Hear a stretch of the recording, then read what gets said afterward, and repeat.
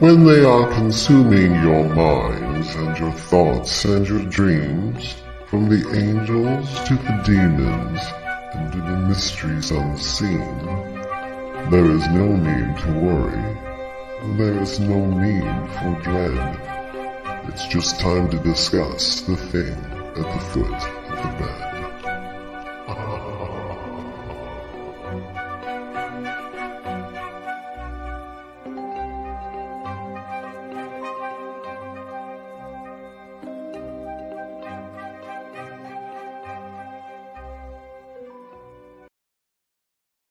Good evening, and if you're just tuning in, you are listening to The Thing at the Foot of the Bed on UFO Paranormal Radio Network, also known as United Public Radio Network, or we like to call it just UPRN, on 105.3 and 107.7 out of the beautiful city of New Orleans, Louisiana. And I'm one of your hosts, Lorilei Potvin. I'll pass it over to David. He can introduce himself in just a few minutes. We always cover a few housekeeping things. Again, my name is Lorilei Potvin. I am the host of my own show on Monday nights here on UPRN from 6 to 8 p.m. Eastern Standard Time called The Angel Rock, as all my stuffed animals are attacking me. I am a psychic medium. I'm also a crystal Reiki energy healer, Akashic Records practitioner, spiritual teacher and mentor. I'm a registered nurse. I'm also budding animal communicator, versed in near-death experiences, having studied them professionally and personally for over 40 years and had one as a toddler. And I think that's all I got to tell you about me. That's enough. Oh, I know what I do got to remember. Good thing I just thought of that. I don't want to forget to read about the Lake Superior Paracon. I almost forgot about that. I'll have to pull that up as I'm talking to you guys. Usually I have that ready. Where did I put it? I think it's here. Oh, yes, there it is. Okay, good. So if you guys want to watch us on TV, that's really easy now because we have a TV channel. We are on Roku. If you want to find our channel, many of the shows are broadcasting live over there. How you find it is you go to the channel store, you type in UFO space P as in paranormal. You're looking, there's a drop down list. We're about the third or fourth one down, I believe. And you're looking for, oh, I see Roger Garza popping up on my phone. Hi, Roger Garza. He's over on Facebook. Anyways, you're going to go to the channel store, look for UFO space P.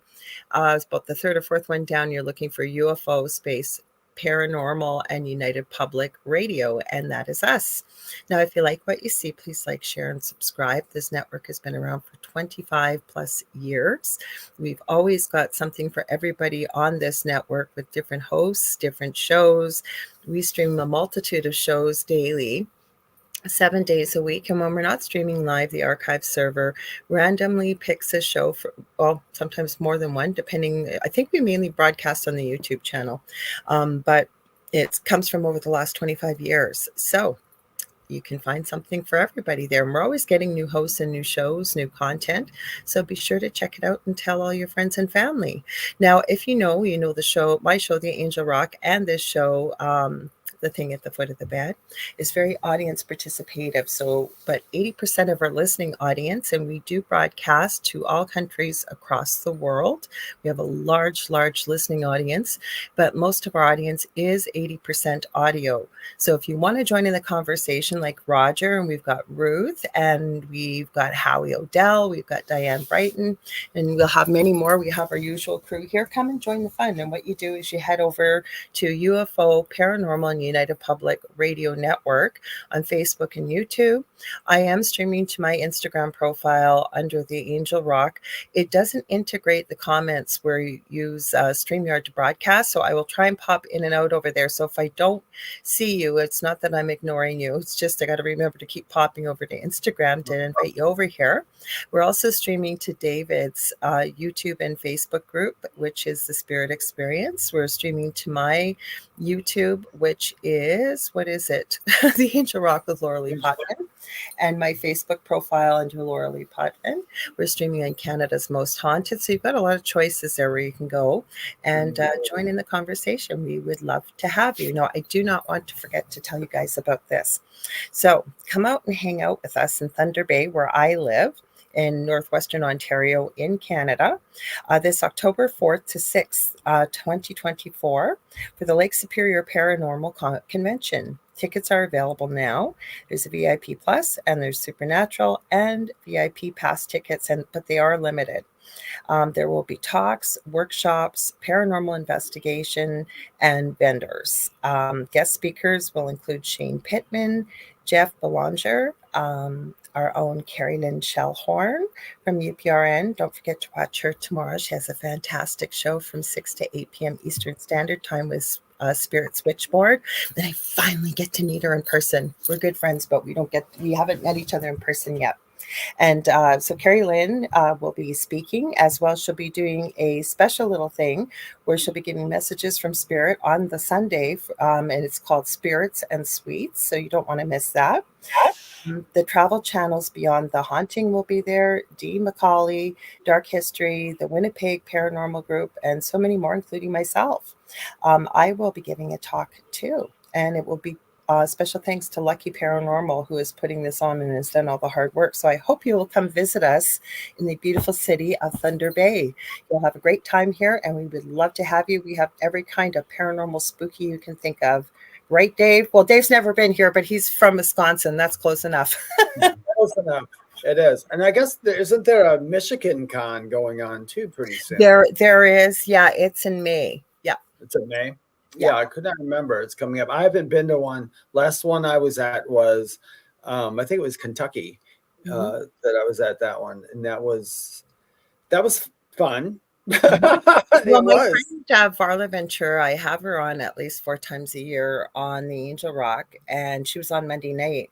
And I told her a couple months, it hadn't been announced yet that it was coming. And she's not that far away from me. We've never met in person, but she is in the US. So I'm crossing my fingers that she might come up for it in October. So I hope she does. Yeah, the cons could be fun. I was a reader at the Kentucky one, and I can tell you. And then, by the way, you guys, my name is David Hanzel. I'm a spiritual medium and a channel. I'm also a pet communicator. All kinds of things, just all kinds of stuff. You do Reiki. You do all kinds of Reiki. I'm a near-death experience survivor, or however you want to say it. But anyway, I had done. We were doing tandem readings there, me and Jessica from the group that we dare not name, and the Voldemort group. Yeah, the Voldemort group. And but we were doing tandems, and just of course, this is somebody from that group. We were booked solid. I mean, booked solid for like this 6-hour stint, and we were doing them tandem. So, it's kind of easier when you do them tandem because you're going back and forth. I don't think it's going to be readings, though. From what I understand, I got asked sort of a little bit later. So I'll be in a smaller little bit of a stage. The main stage will have, like, Shane Pittman's known pretty well in the paranormal world, as is Jeff Belanger. Well, Varla called him Belanger, I think. Belanger. I would have said Belanger, but he doesn't say it that way. So he's well known in the paranormal world too. So him and Carrie Lynn, and then the Haunted Sisters, I think they're known by off the Travel Channel. They're coming up. Yeah, so they're going to be on there, but there's not readings. There's most I'm going to have a table. Well, there's a story that goes with it, though. Oh, okay, go ahead. We were packed, so we had like, it's like, I don't know if it was 6 hours. I think it was like 3 hours. It was 3 hours we were booked, and she decided at the last minute that her and her husband were going to go get tattoos at a booth around the corner. Mm-hmm. So she goes, so should we cancel all the readings? I'm like, you can't cancel those readings. They made them in advance. So I did all the readings myself for 3 straight hours and with no break in between. It was a blast and a half. That was. I've done readings for that long. You get kind of tired by the end. You get tired, but yeah. No, I'm making all kinds of Halloween stuff already now because it's just before Halloween. So I'm gonna have every kind of Halloween thing you can think of there on my table and whatever else. But I think that's why it's a special thing with Carrie Lynn. She does that. She does Dining with the Dead, and she also has Spirits and Sweets, where she gives readings from spirit, and people come for desserts and stuff like that. Oh, Roger wants to know, do you do windows? And Kathy Henley Little said, hi, all thingies. I like that. The only windows I do are on my laptop. I don't do windows. But I do everything else. Yeah, I do. So David's in his new house, everybody. So wish him, and happy belated St. Patrick's Day. But happy housewarming. I guess we're having a housewarming with you tonight, Dave. Housewarming. So it would not be a housewarming without a spooky story. Mm-hmm.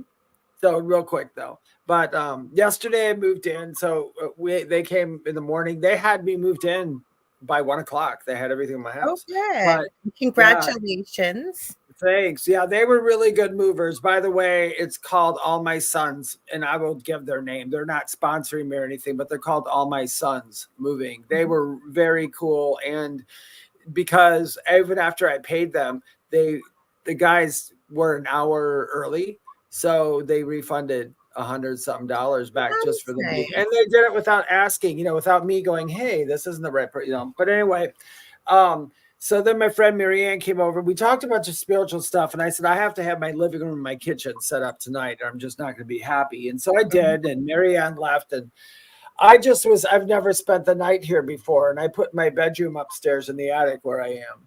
And I thought, okay, let's see if I'm spooked out by the attic. But I've been walking up here. I told Lorilei, I walk up here all the time and I'm like, hi, ghosts, what's up?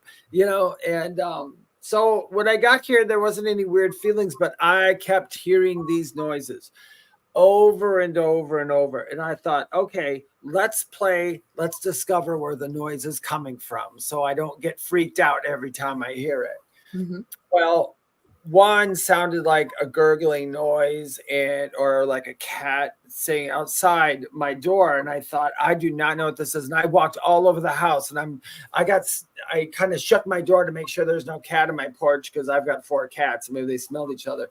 But then I went around the corner and all of a sudden it made the gurgle noise. Is my freaking freezer. So it's a freezer that did that. But then there were names being called. So I had no good names. I told you I felt something there, but I thought I'm not going to say anything. So it was real quick. I was watching TV and I had my TV on full blast and I heard something and I turned on the TV for a minute and then I heard it again. I went, David. And I was like, you know what? I'm watching TV. That's all I said. I just sat there for a minute. I'm like, I'm watching TV. I don't even want to deal with this. And then I went up to my bedroom. The cats started freaking out in my room upstairs. And I don't know why, but they were just really, really edgy and antsy, which is okay. You, pay attention to the animals. And then I have up in the attic, I have 2, the floor vents. The vents in the floor, and you know how you can take off the top in case you have to get in there. It's that. Well, Pom, I'm in my room. I fall asleep, and then I hear noises, and I'm like, "Oh my god, that sounds like there's an animal in my heating duct or something." And I'm looking around, by my bed, and I'm like, "There's nothing in there." And I hear it. I walk over to the other side of my room, and here's Pom, one of my cats, had lifted up the grate and was down in that hole with just his little back legs sticking up, and he was scratching, trying to back up and get out. And I was like, little son of a bee. So I went to today. I covered it last night. I put something over it, but he insisted on wanting to go down. And so I went today and I bought crazy glue, and I put crazy because it's down into the carpet. You sure wood. Maybe there wasn't a mouse or something in there, maybe? No, he just wanted to play. It was a big hole, and he's Pom. It's like I'm going to crawl in it. I don't think there is. If I fits, I sits. Yeah, I had not seen a bug in this house since I started. But after running around and all this, I looked down, and I've never saw it before. And if anybody from North Carolina is on, it was a gray spider, and it was like big. And I thought to myself, okay, I always go, whenever I see stuff like that, even when it's scary, I go back to there's an old meme where a guy hits a spider or something like that, and the spider dies, and the meme has something to do with, I hope I'm not in the wrong place at the wrong time, just not doing anything, because that spider probably thought that was his home, and the guy freaked out, and boom. Oh, Nicole Thomas around a wolf spider. I don't think it wasn't big enough to be a wolf. Well, it might have been. Yeah, but don't wolf spiders have a bit of, like, you can see their fangs a bit with wolf spiders? Yeah, these are gray. And well, I ended up having to do I ended up having to say a little prayer for it and send them back home. But the reason I did that was not as much for me, but if it was a biting spider, my cat, I didn't want him to hurt any of my 4 cats. Mm-hmm. So I thought, well, I'm sorry, dude. I normally don't kill insects at all. I don't. I'm the guy who catches them and puts them outside. I do too. I do Yeah. too. But that one was scary, and it was up here, and there's no way for me to get it outside or nothing to grab it with. I don't have everything unpacked. I think we said hi to everybody, but we didn't see. Hi, Nicole Thomas Ryan. She was the one that mentioned about spider. No, that's the thing about moving in somewhere new. When we moved in here, we didn't even see it because we're in townhouses, and I don't know why they didn't let us see. I think they were still painting or something. So they had like a demo place to go look at. So we did. And we moved in. And the lady that is the property manager now does everything right by the book. She's awesome. But the people that were in here, let's see, we moved in, and believe me, I know what rat poop looks like. I do. And there were spaces in between where the baseboards were and stuff like, and my partner Dell knows these things. He builds houses. So I was like, what is this? And I'm looking, and number one thing, because I'm renting now, I used to own my own house. I went around and I took pictures of anything that might have had damage, because when I eventually moved from here, I'm not getting blamed for it. So that's how I found a little bit of looked like a piece of rat poop. But the reason what confirmed it for me, it was wintertime when we moved in, and we had a lot of snow that year. In our backyard, the gate was open, but they hadn't shoveled or anything. So there was like 4 feet of snow. So Dell went back there to shovel it all out so we could close the gate, and he found a frozen rat.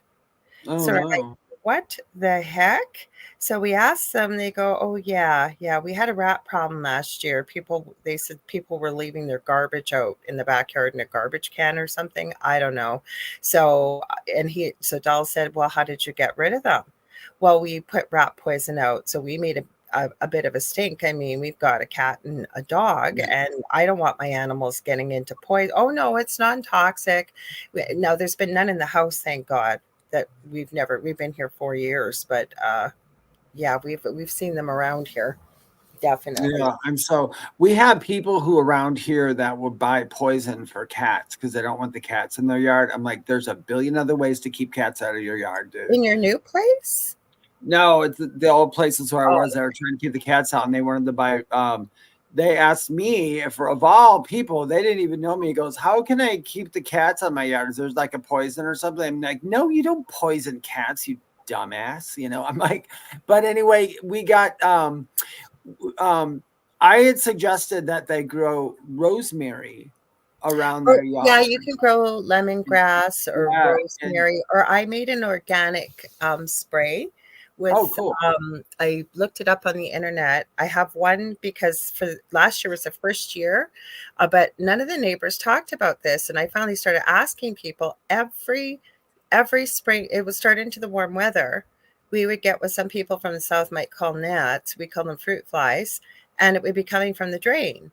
And I know it's not from us, and it would come back at the same time of year every year, and they'd last all warm weather. And I knew it wasn't us. So again, went to the internet, looked it up, treated them, sea salt, first baking soda and vinegar, a heck of a lot. And you treat it with sea salt too, all the way down there. Then you let it sit for an hour, and then you take super, super, super, super hot boiling water and pour it down there. And it does work. And so I started talking to all my neighbors that are all in the townhouses around here. They all have the same problem. So it's got to be coming from a drain. Oh, yeah, we get it here in the South all the time. You could ask Nicole Thomas Ryan. She'll tell you. I mean, here in spring, it's I know, but where I live, we shouldn't have that coming from. You guys don't have them there. Oh, I see. No, we have them, but it's if you got rotten fruit or something like that. Like, you don't get them coming up the drains. So last year I didn't have them, knock on wood, but I guess I treated it so many times, and Dell even took the drain traps apart to make sure there wasn't anything in there. It was coming from like the drainage system, I think, out on the road. Oh, Nicole says I had them in my classroom from the drain. Nicole, afterwards, remind me, I'll send you the treatment. It does work. It really, really works. But Yeah. the reason I brought it up is I have an organic spray that I made to get rid of any that get missed or if there's any eggs, and it doesn't hurt animals. And then the same thing, we had a neighbor's cat. They had this weird, excuse my language, but horny iguana. They used to run all over the place, and their cat would come and it attacked my neighbor's cat in its backyard and ripped all her screen all down. And then it was coming and using our garden in the front yard as a bathroom. So I didn't want to hurt them. So we looked into what could we plant. And until it could grow, I have 2 sprays on top of the fridge, and they're made with essential oils and stuff. So they won't hurt the cats, but they don't like the smell of it. Yeah, Mike's. No, Kathy, we don't have a garbage disposal. None of us do. So, like I said, it's just very strange for it to happen at the same time of year, 3 years in a row. So I have it marked on the calendar. I know when it might start. So I will go and treat the drains before it starts. And every summer I would have to do it. I'd have to mark it on the calendar and do it every 6 to 7 days. I'd have to do that whole treatment to keep them. I'm right here. I'm not leaving. He just What's knocked that? over. I'm not leaving. He just knocked over a lamp. Oh no. Oh, the joys of that. Yes. The joys of kitties on my nightstand make me happy. They're getting used to their surroundings. Yeah, Nicole, let me know. You'd have to. That's, I don't know, Diane. That's what I'm wondering. But it's not stagnant in the drains. I think it must be coming from the drainage pipe, like, because we're in townhouses, right? So there's blocks of them. Like, it's like a house, but we're all connected. What if it was like the fly part in the episode of the Amityville Horror? Oh, maybe you're getting spooky. Maybe now. I have a spooky story for you. I was looking for spooky stuff for us tonight because I knew Dave was moving. I do have a video with some spooky stuff on it, but I had to see this because I thought, is this some kind of joke or not? Wait till you guys hear the title of this. I'd never seen it. I wasn't looking for spooky stuff yet. My phone must have been reading my mind, I guess. This is from the Talk About Strange channel. It says, I gave birth to Bigfoot twins, and her name is Jane. And in my head, I'm laughing, thinking, what is she, the Jane Goodall of Bigfoots or what? But it was actually quite a touching story. Hi, Angel. She talked about that she was an angry teenager, and she had a younger sister. Her older brother left home when she was about 4 or 5. She called herself kind of the black sheep of the family. And I didn't hear the first part of the story because I guess she had wrote in about a month or two previous, and then she was writing back to answer more and share more. She said it was the last time she was going to write, because I thought, is this a joke? Like, what is this? She claimed she ran away from home as a teenager to kind of show her parents, like, I'll get even with you. And she talked a bit about her parents. They weren't bad parents. She just said she was an angry kid, and her younger kid was her younger sister was a pain in the neck. Well, I guess she went out to the woods and she got lost out there. Like, she started going in circles, and she was really lost out there. And so this Bigfoot came up to her, she says, about 6.5 feet tall. She said she named him Sky. I don't know how long this woman was out there. It was actually kind of a touching story, but I don't know if it's real or not. I mean, there's no way to verify it, but she says they basically kind of fell in love, this Bigfoot, and none of the clan really accepted her. There were a few that did, but most of them didn't. And she says she gave birth, are you guys ready for this? Twin Bigfoots. And she said, I was having nightmares when I was pregnant.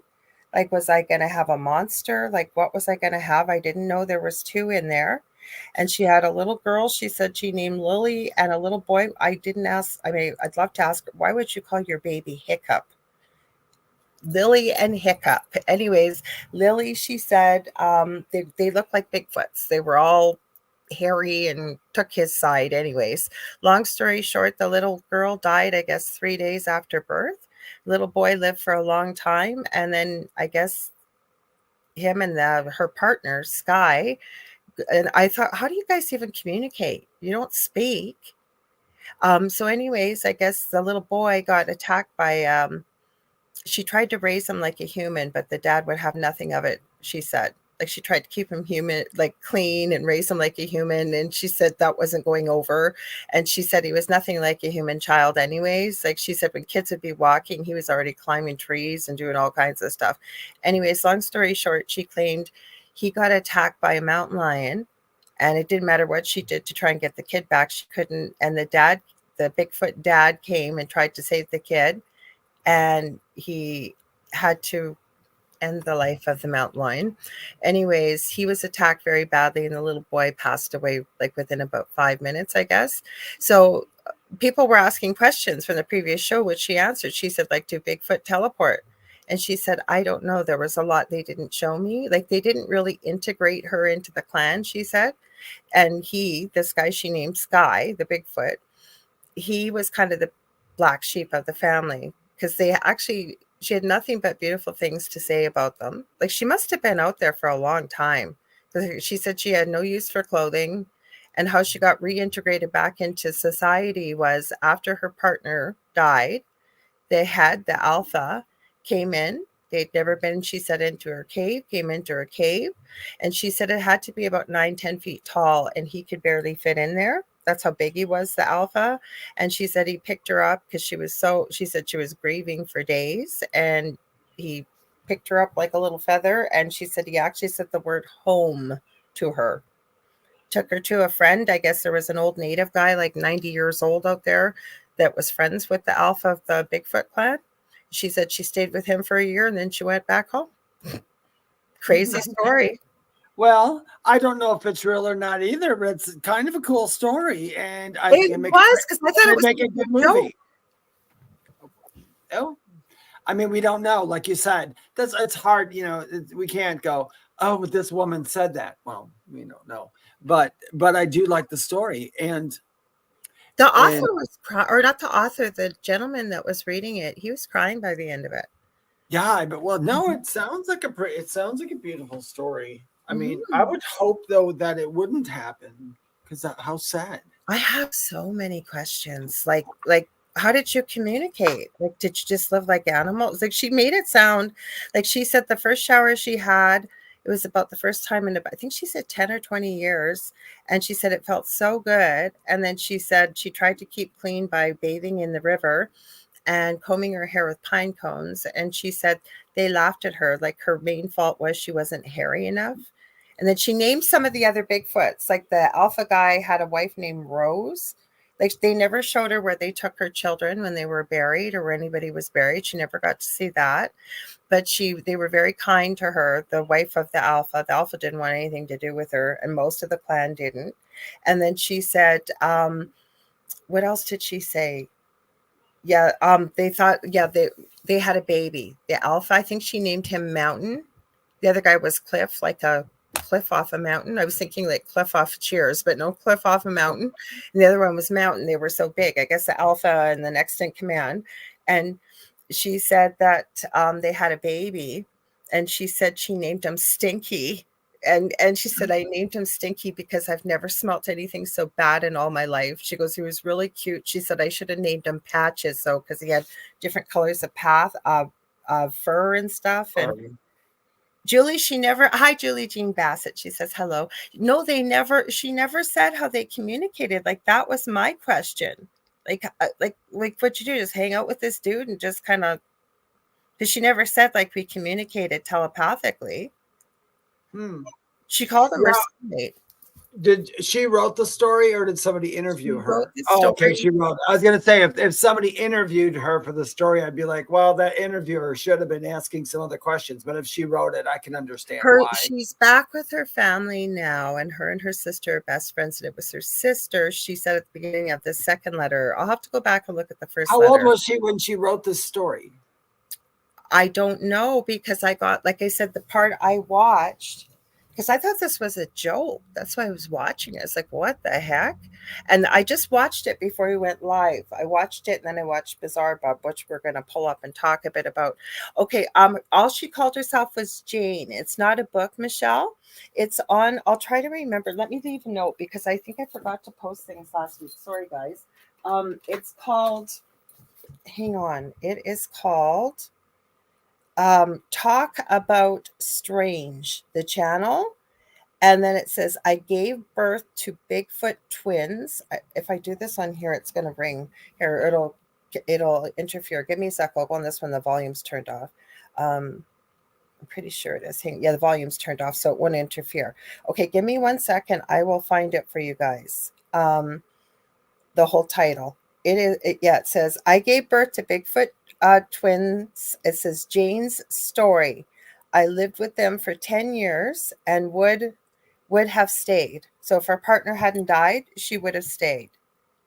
So, and what it sounds like, she wrote in her sister, her younger sister, who's now grown up, and she'd come back to the family, from what I understand, encouraged her to write into this channel and share her story. And as the author, or not the author, sorry, as the narrator was reading it, you can see him reading it on camera. He read that she had written, there's something secret in there. He almost gave away, and he said, oh, I'm not supposed to say this part. And then he said, my sister's super nosy, so she felt I should tell someone. So before she got into the next part of this story I just told you guys about, she said, I've had a lot of people suggest I write a book, or, I've had, with your audience. And she said, I have no idea what that is. The choo-choo train. It's gone by. Oh, okay. All right. No, she said, the train goes right through my backyard. Yeah.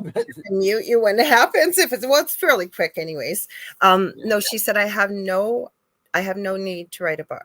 She said, I have no need for money. And she said, I don't need notoriety. She said, I'm just sharing. I think this must be a Bigfoot channel from what I could see with the way it ended.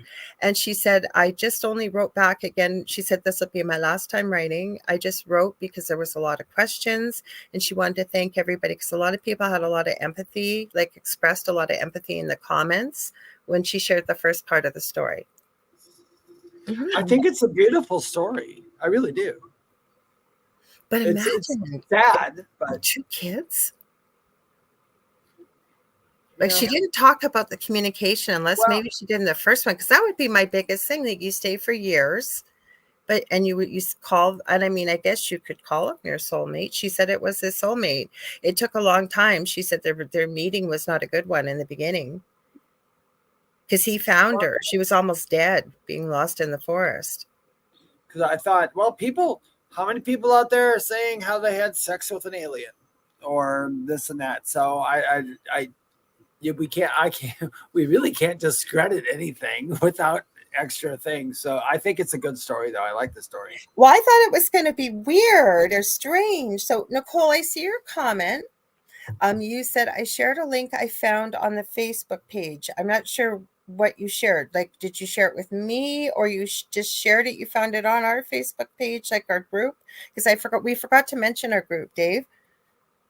Oh yeah, our group is called The Thing at the Foot of the Bed with Lorilei Potvin and David Hanzel. Please feel free to join that group on Facebook. You can post scary stuff that you have, or you can tell us stories, or you can suggest things to shows. And once we get at least 200 people in there, Lorilei and I will start going live in there once in a while, doing some card readings for you guys.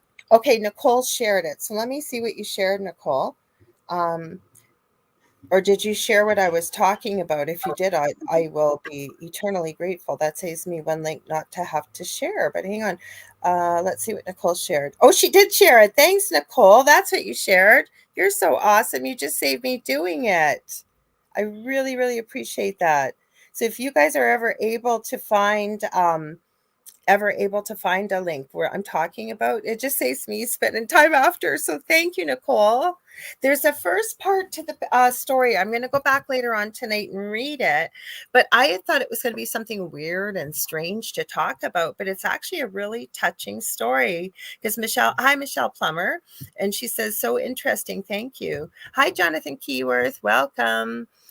So yeah, it was kind of interesting. But so I was looking for something new. I looked at Nuke's top 5. I thought hi, Faye Ewing Garza, welcome. And I was thinking, did I say hi to Howie? I know I saw Howie there earlier. I think so. By the way, no, I don't think you did, because this Sunday we will also be on the show with Howie. On The Orion Effect. The Orion Effect, yes. From 7 to 9 p.m. Eastern Standard Time with Rhonda, his co-host. So you guys want to tune in there and check it out. I got a new Apple Watch because my Apple Watch, except it keeps dinging. I have a first version and the screen was cracked. So, and it needed a new battery. So I'm pretty comfortable taking those things apart and jailbreaking, whatever. So I did. And I should have replaced the screen and I didn't. And I looked down in horror a couple days later as I was wearing my watch. This is last year. The screen was completely gone. I guess it didn't seal properly. So I ordered the whole brand new mechanism from China, got it, was working on it about a month ago.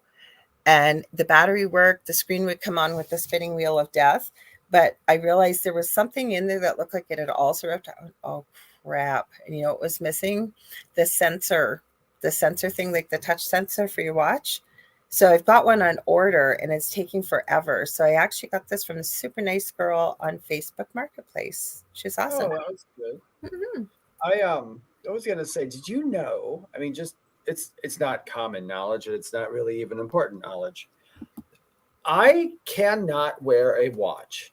When I was younger, I don't know what the reasoning was. I couldn't wear it. I put one on, it'd be very uncomfortable for me. But then, you know, and I've also have allergies to metals. But usually a watch would be okay, but they were uncomfortable.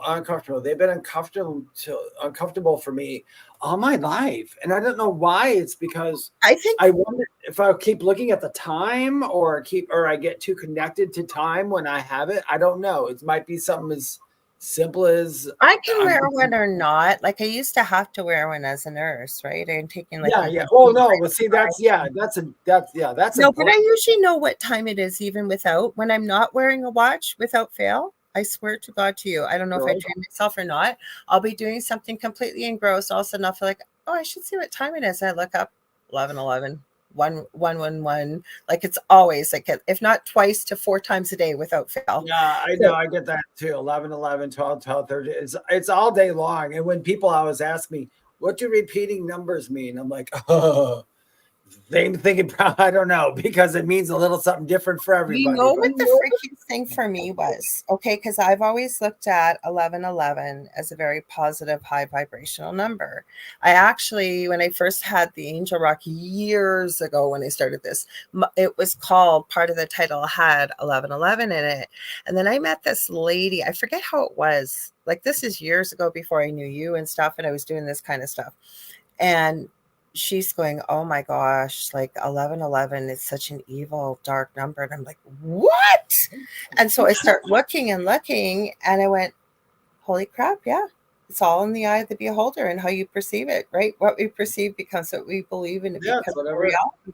Because you look it up, there's a lot of negativity around it too. I don't consider it that way. I consider it positive. Yeah, I don't either. It's kind of like when a lot of people see 666, they think right away, when you say the number 666, most people will always think devil or evil or something like that. And it's not, because 666 in the angel numbers has got a very beautiful meaning. Yeah, just look up JoannaScribes.com. She's got that's my favorite. Love her. I love her. Is it Nicole Thomas Ryan? Is it you that said you can't wear a watch? I've met so many people in my lifetime. It used to be so rare.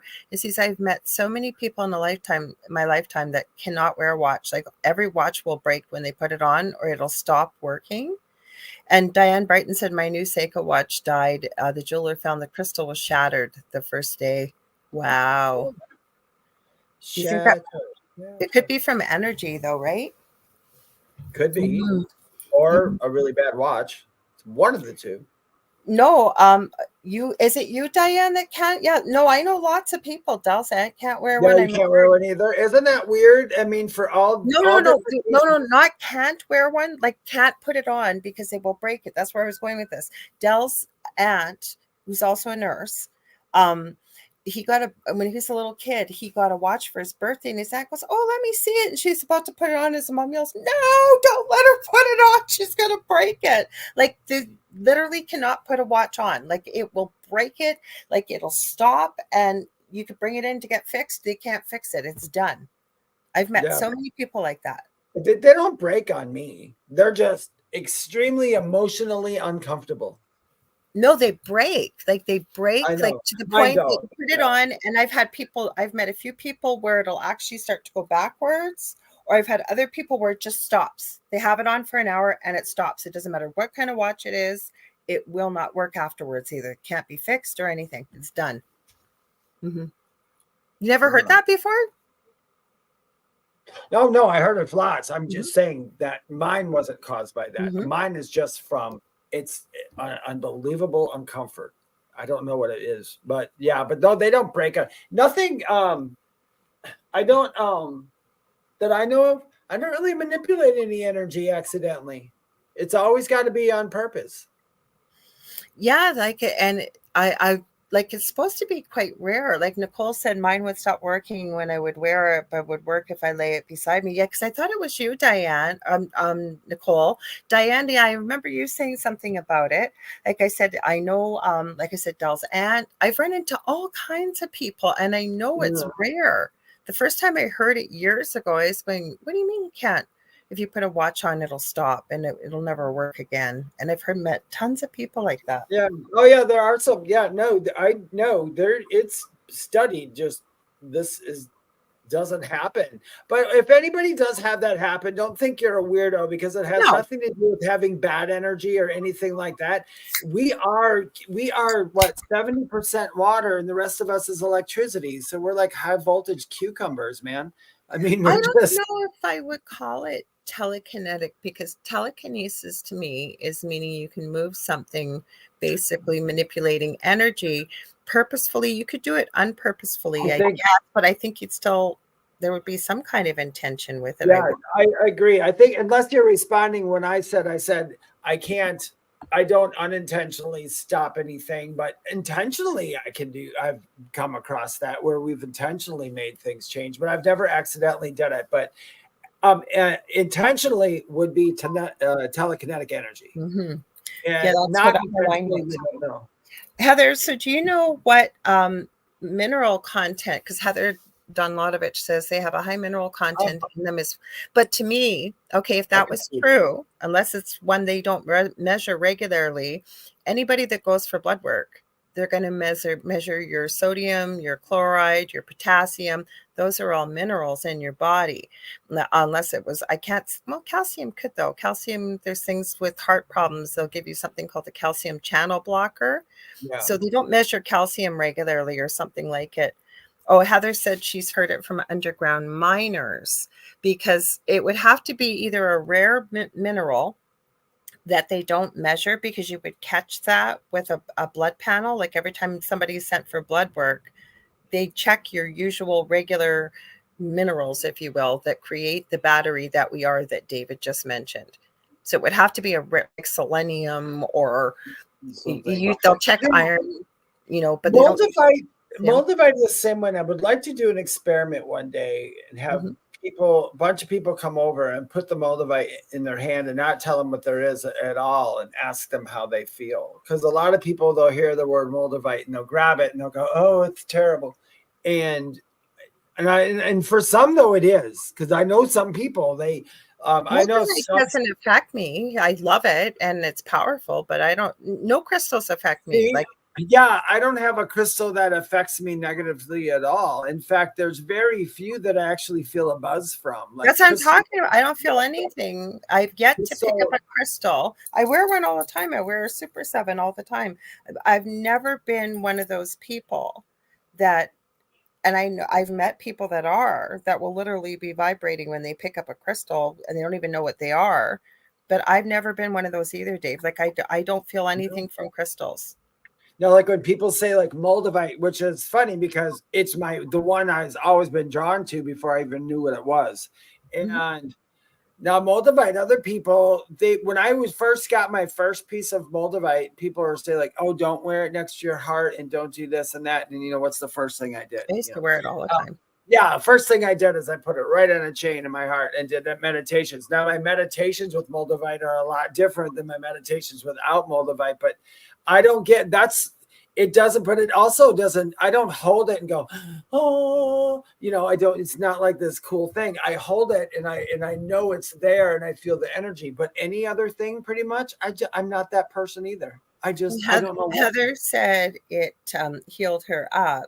I know my partner Dell, of course, he thought he had discovered all this about Moldavite because I told him all about it many times, and he saw it on YouTube. Or said, "Did you know about Moldavite?" It's like, duh, I've only told you 20 times. And he healed something he'd had his whole life from a hockey injury, and it was completely gone without a mark. So it's very healing, but some people are really sensitive to it. But Yeah. I used to wear, like what I did with my Moldavite, I was experimenting and I put it in resin, but me and my darn glitter, I added a little bit and you can't see the Moldavite enough in it. So I'm going to have to sand it all down and take it out and try again. But Heather says, you have a beautiful specimen of Moldavite, David. Yes, she does love your specimen. Mm-hmm. Oh, maybe I showed it on here one time. You have. Yeah, you've showed it a few times. Diane says it's cool to go to a crystal mineral store. I can feel the energy and what it heals. And some people are very sensitive. I do work with crystals all the time. I do crystal Reiki, and I know intuitively what something needs and what it will do and whatever.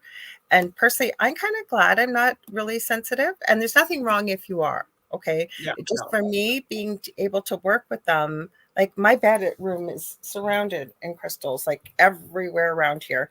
I use crystals in my garden. All the time. It just intuitively, I know what I need, but I would find it very difficult to work with crystals all the time if I was very sensitive. Wouldn't you say, Dave? Because you'd be affected by the energy.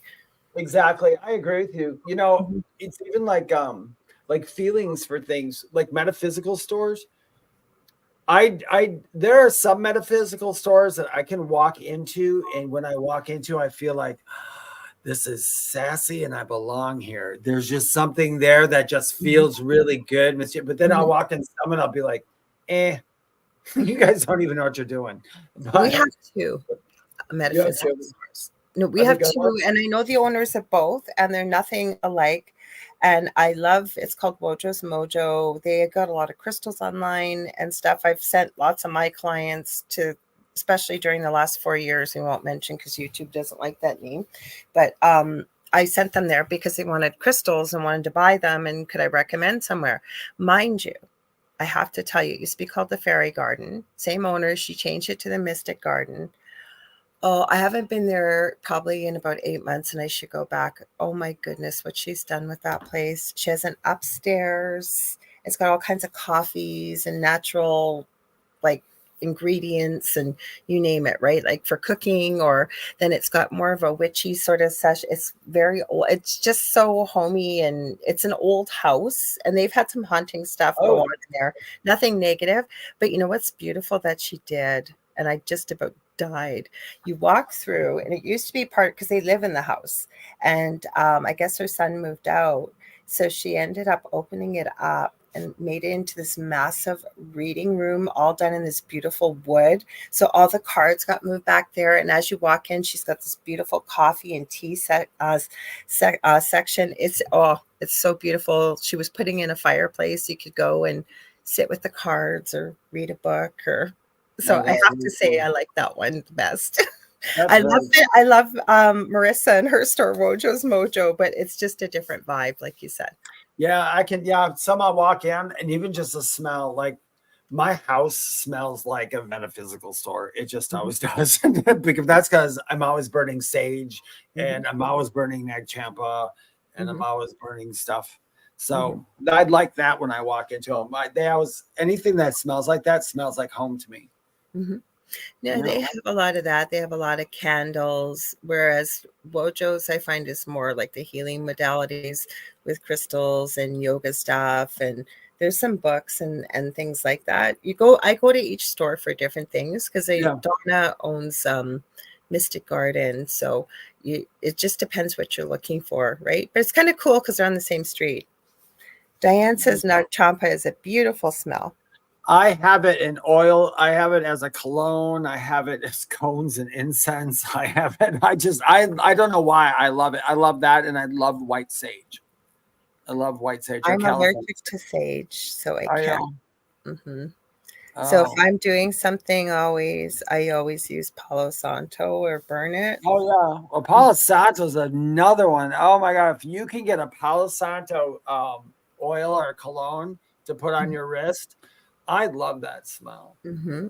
It's a great smell, and it is. And by the way, to those of you who I heard this and I agree with it.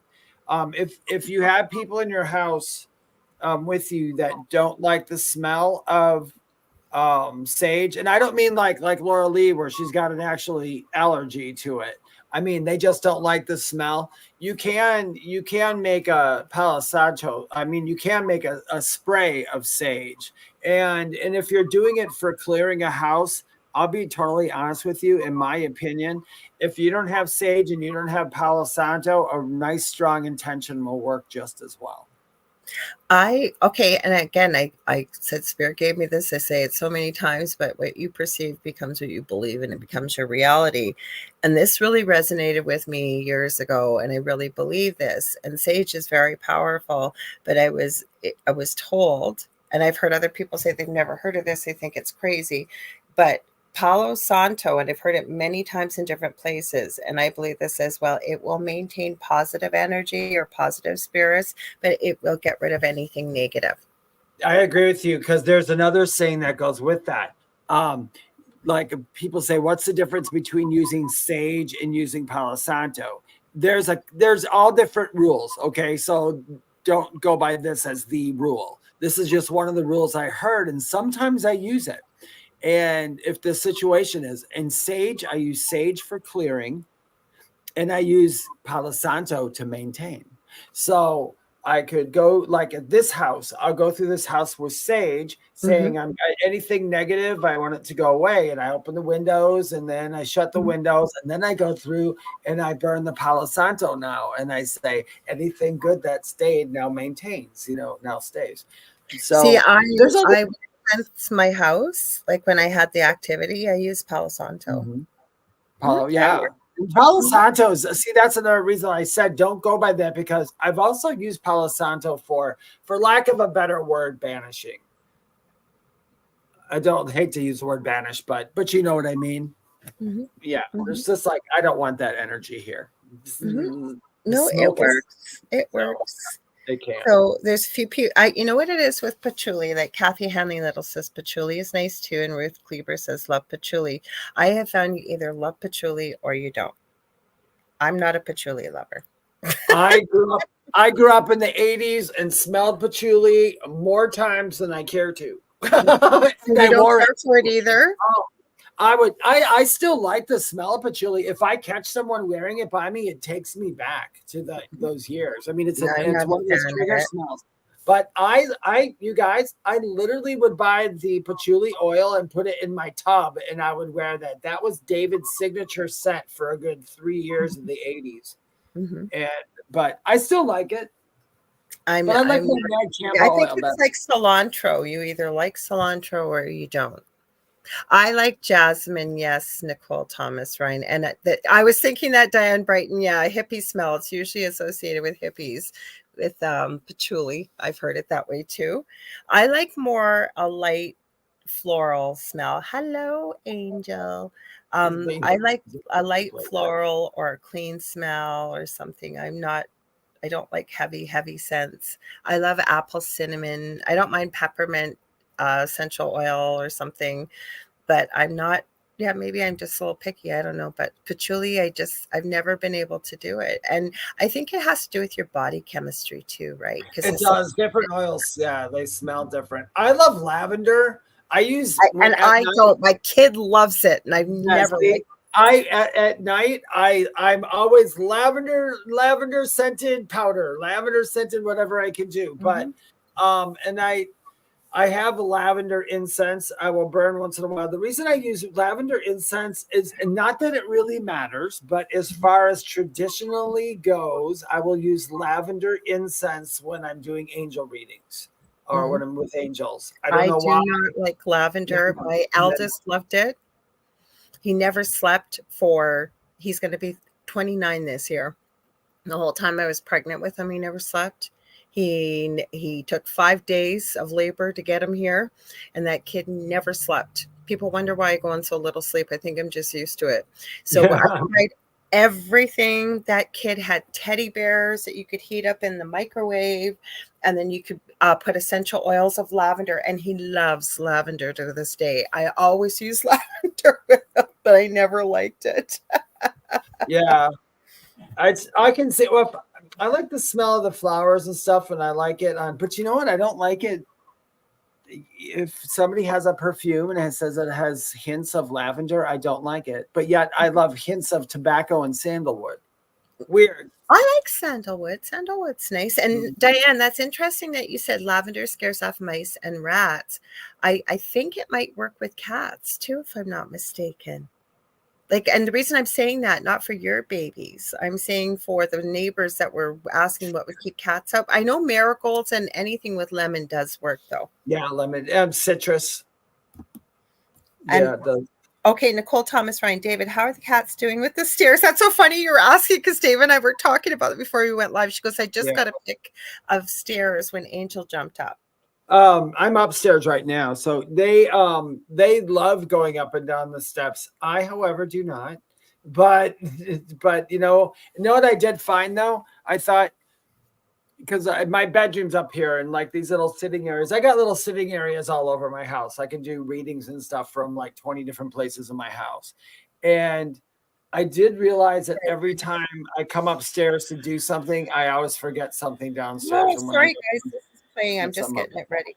Sorry, Dave. Go ahead. I didn't mean to cut you off. Okay. So but the cats love the stairs. They didn't. It took them probably about, gosh, a good 4 hours before they came up here. Carmel, however, my cat that's been with me for all these years, he's moved a few times. So he came in and it was like 5 minutes. I came upstairs and I just said, Carmel, and boom, boom, boom, up the steps.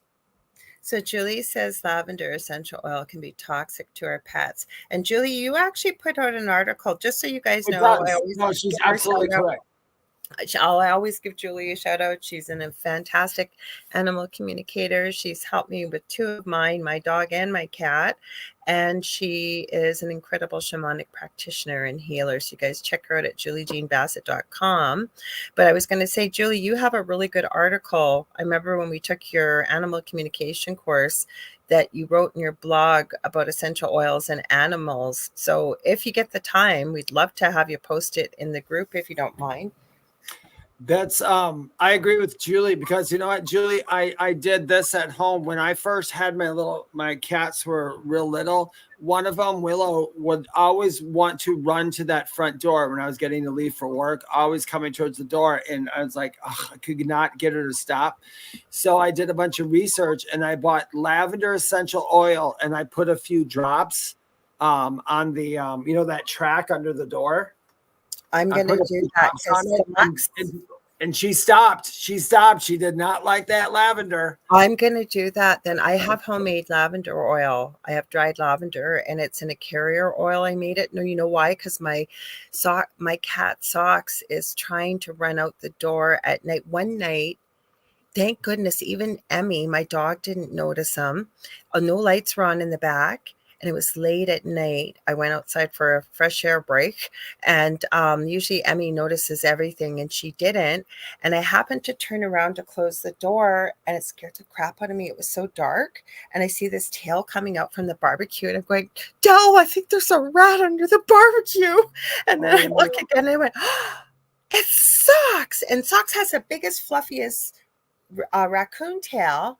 And he's never been outside and he wants to go out and it's cold at night, like really cold. So last night I have a coffee table right by our sliding glass doors, and he's been hiding under there to get in there and scooch out and get. He's terrified when he's out there. They don't like lavender, but you got to be careful though, because lavender is toxic to cats.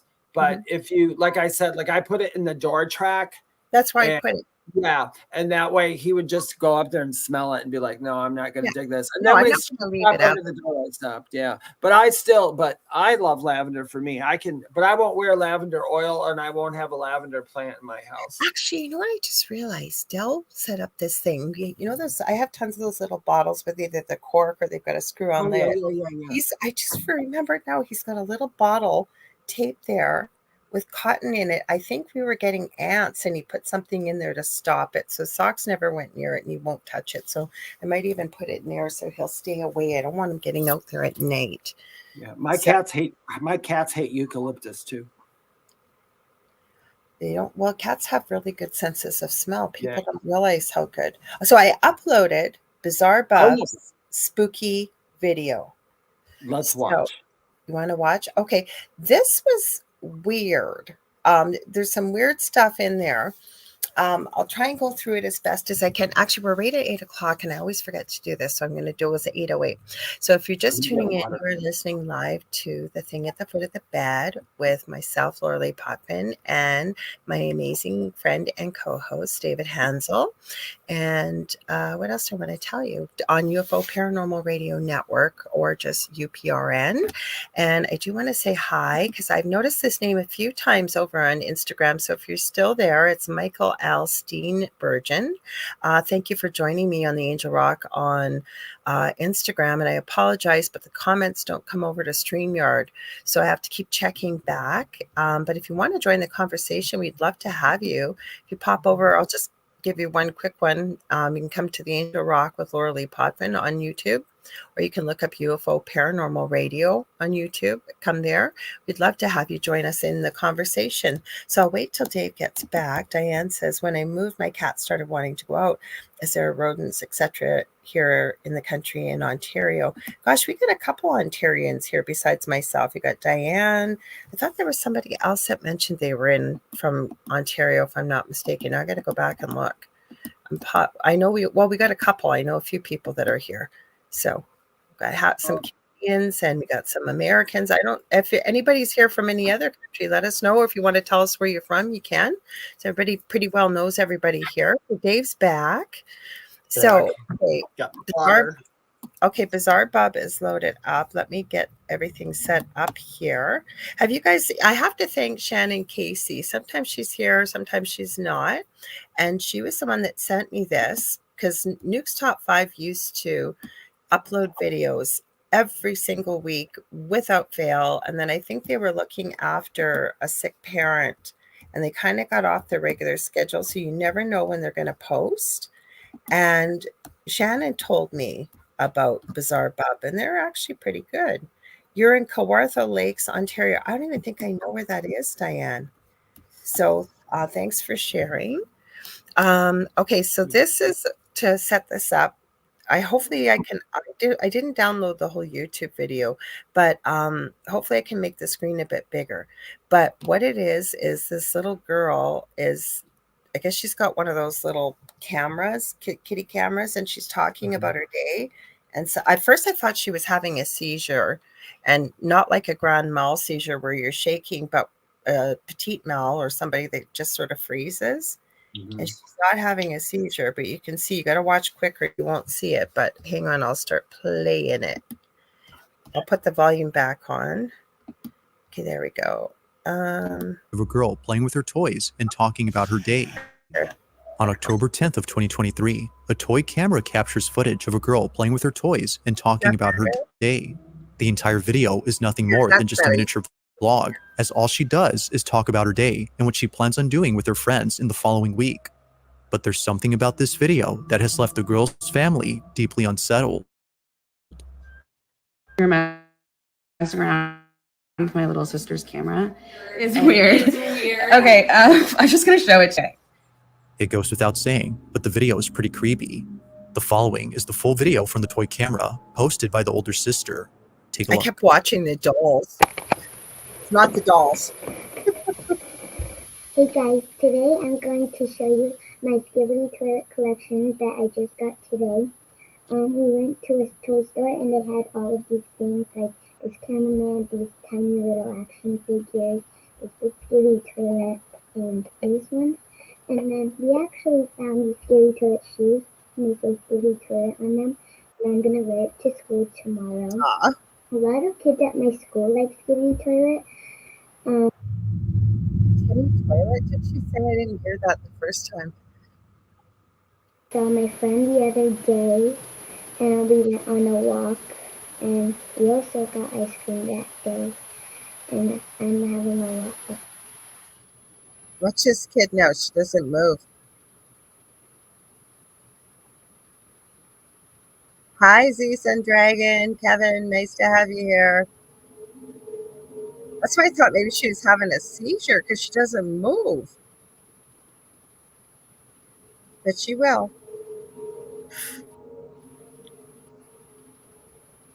Okay, watch behind her in a minute after she leaves through these curtains.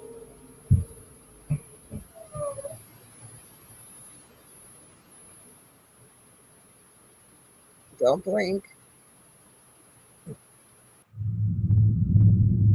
Make you sit there for a few minutes. I kept watching the creepy dolls.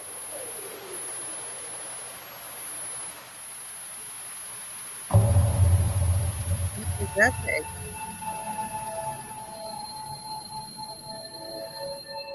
What starts off as an innocent video turns into something completely different. Midway through the footage, something catches her attention.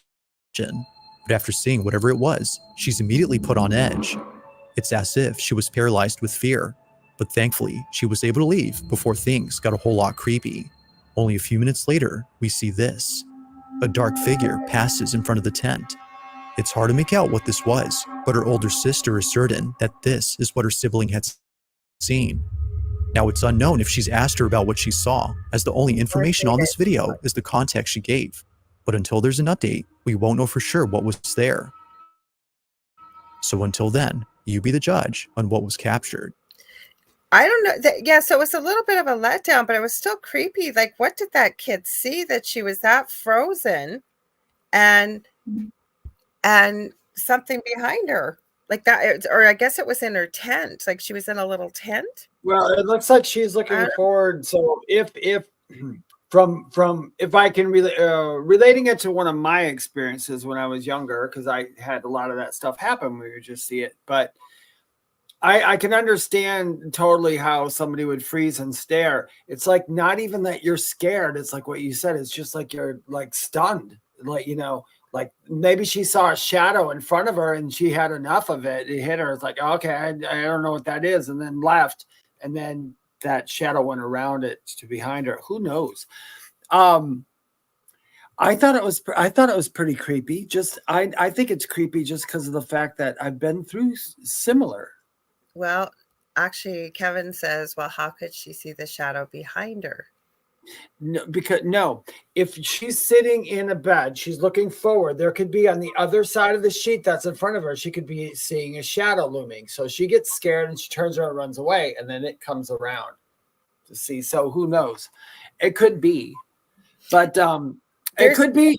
It could be. I could be totally wrong. Yeah. There's weird toys in here too. So Nicole Thomas Ryan says, well, it could be all the Skibbity toilet toys. So weird. Okay. Speaking of weird toys, and Kevin says, okay. So that worked out better actually for me to do this, make it bigger for you guys. Let me see if I can find it. This is with, do you guys know what that Simon toy is? I'm going to jump all over with these, but you know where it's got 4 colors, red, green. I love Simon. I was really good at it. Yeah. Okay. Well, wait till you see this one. Let me see if I can make it bigger. There we go. So what is ClickUp? ClickUp is an all-in-one productivity software where you can manage everything and anything. Okay, there hey, you go. Kevin, by the way. There you go. Oh, look who's here right on time. Yeah. Manage everything and anything related to your work. Come on. In the following video, a group of friends are playing with a toy known as Simon, when out of nowhere, things take a very creepy turn. Now, It's worth noting this toy only has one function, which is to generate a pattern of lights and sound. Thanks, Julie. It's a simple game of short-term rental. However, in this video, it appears that the toy was acting beyond its intended purpose. Rather than generating patterns, it was answering questions. Okay, I'll go. Okay, is my shirt black?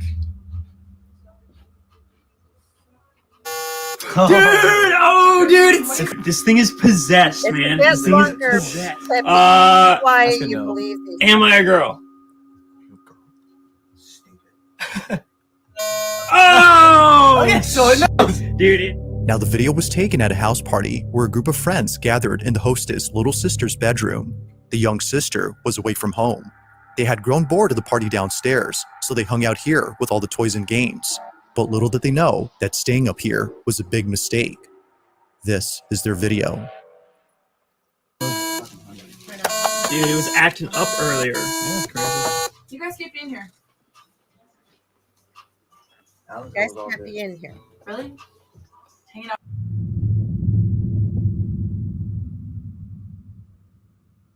This thing is possessed, man. This thing is possessed. All right, okay. Ask me a question. What color is the sky? Wait. I guess I need to ask yes or no. Is the sky blue? No! Dude, come ask it a question. It's probably just like broken. Dude, get over here. Ask it a question, dude. First of all, it's not even yours. It's kind of exhilarating. Dude. Yeah. Am I black? Oh my god. Oh! Oh! It knows, dude. It Like knows. Stop on the green button or something. That's good. No. Am I a girl? Oh! Okay, so it knows. Dude, it knows, dude. So This thing's it's like one of those Ouija boards, dude. Yeah. It knows. Oh. My mom played with one. Come on, guys. Have you guys not seen horror movies? Oh, dude, the picture, dude. The picture. This picture falls down that her little Oh. sister drew. She drew that. Yeah, dude. Dude, this will actually like tell. Okay. Are you with us in this room?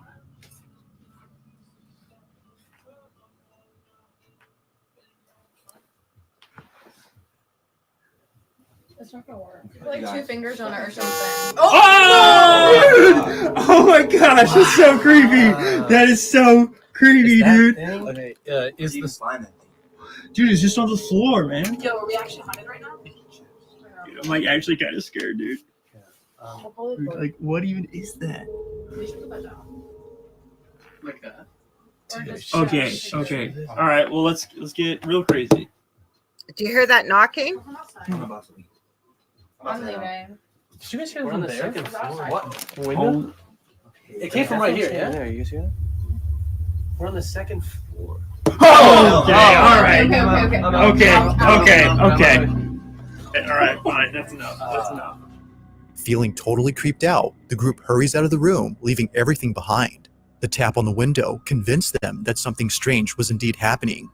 According to them, it didn't make sense that someone was outside tapping on the window, considering that they were on the second floor. There was also no balcony.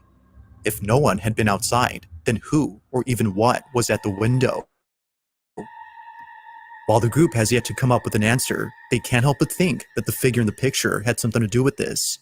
Viewers believe the toy was being used as a conduit for communicating with the group, and that the drawing, which may be the child's so-called imaginary friend, was responding to them through this toy.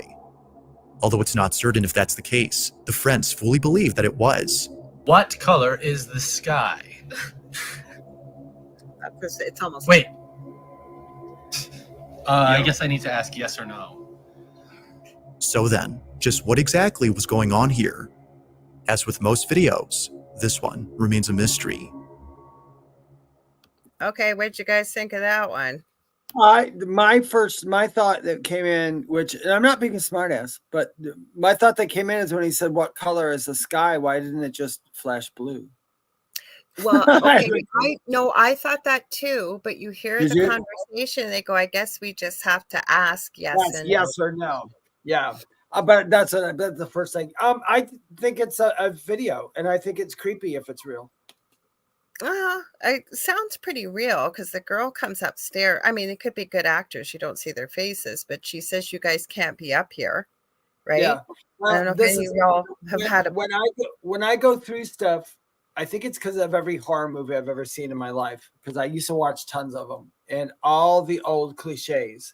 And that video had a lot of horror cliches in it, which creepy thing, answering yes or no questions, little sister who happens to not be home, and a piece of paper they found on the floor of her with a scary looking imaginary friend behind her. That's what kind of threw me off there. Although I would not say, I don't, whether that's real or not, I don't know. But Simon being used as a Ouija board by a spirit, I don't know why that couldn't be possible. That's where I was going to go with that. Yeah. Like it's like with what we know, okay? Yeah. Like, because there's a lot of room for, we don't see their faces, we don't see, there's a lot that we don't see. But the thing is, there was a tap on the window, like Kevin said, oh, the tapping on the window, creepy indeed. And then Kevin added, doesn't look like anyone is touching any colors. So you know it's real, but you never know. But the reactions seem pretty real. And it's an electrical device. And that's why ghost boxes and things like that work, right? Because spirits, the theory is they can manipulate energy. And there's energy. I've seen electrical toys work with no batteries in them.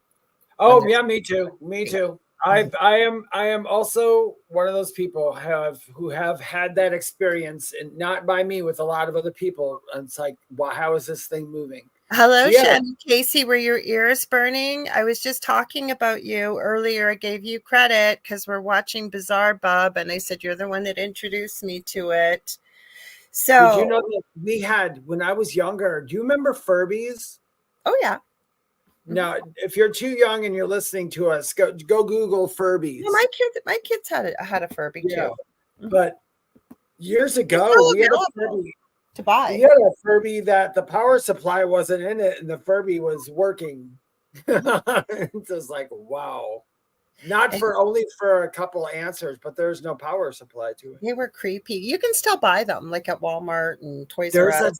There's a guy who made a pipe organ out of Furbies, and he plays the Furbies. Oh, that'd be cute.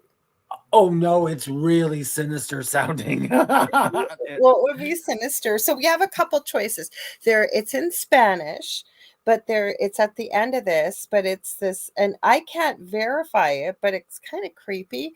It's this magic mirror that I guess has pre-recorded. It's a kid's toy, and the neighbor gave it to a little girl, and they open it up. And it has a few, like, you know, it says, I'm the magic mirror, or, you know, you look pretty today, or whatever. But I guess the guy starts to get freaked out. His daughter plays with it all the time because he goes by her bedroom one night, both parents, as the guy's telling it. And it sounds like their daughter's having a full-blown conversation. So he goes in there and opens up the mirror. And this thing is saying all kinds of stuff it shouldn't be saying. So they get freaked out and they lock it up in his garage. I don't know why they just didn't get rid of it. But I guess his older kids went in there, beat the crap out of it whenever they're out there playing, boys being rough, playing hockey, I guess, or basketball, and knocking it over. So he had to fix something, and he recorded it before he locked it up. And I think it was like a year later. You can tell it's quite dirty in the garage. This thing has a completely different conversation with it. I heard something that sounds familiar. Was there, maybe I heard the same story of this, or maybe it's duplicated. Let's watch it and see what happens. Okay. Well, if we just read these comments, Nicole said I had an old phone from the 80s that would ring and it wasn't plugged in. Yep. And well, that was the 80s for you. And Julie says it could have been a tree branch knocking on the window due to a gust of wind. It could have been, but they look out the window to see what could have made the noise. So I don't know. Like, we kind of got to go. Like, it'd be nice if we had them in front of us and we could ask them. But I like the way everybody's thinking and putting the comments out that you are, because you can't automatically jump up and say, oh my God, it's possessed, like these people in the video, right? And if you notice that, and if you guys notice that in our show, we try to tell you that. Just, you know, we like to watch these things, and they're interesting to watch, and some are very validating, some are not, but we can't always fall into the sucker category. We have to ask these questions, and you guys are asking all the great questions too. Well, plus sometimes we've shown videos that are obviously fake, or you're pretty sure, because it's good to see, because not everybody knows, right? And then you kind of get to learn from it as well. Okay, exactly. This is the one with, it's in Spanish, but I think you'll still get the gist of it because the guy speaks Spanish, but hang on. Okay, we'll make this bigger. This is why I stopped shopping on Amazon, and guys. you should too. Don't spend another dime on Amazon. I hear ya. Okay. This last video comes from Edgar V, and in this footage, Edgar is recording a toy mirror that belongs to his daughter.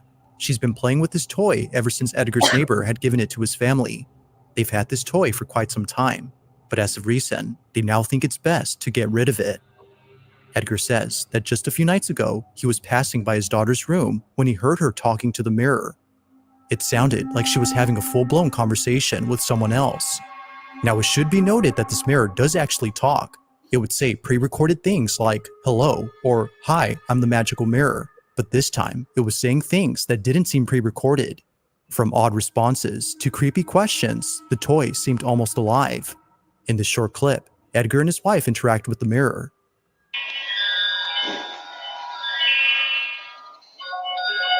Ready.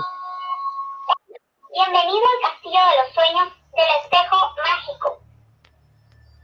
¿Cuál es tu nombre? Yo soy Jessie, la princesa más bella del castillo de los sueños del espejo mágico.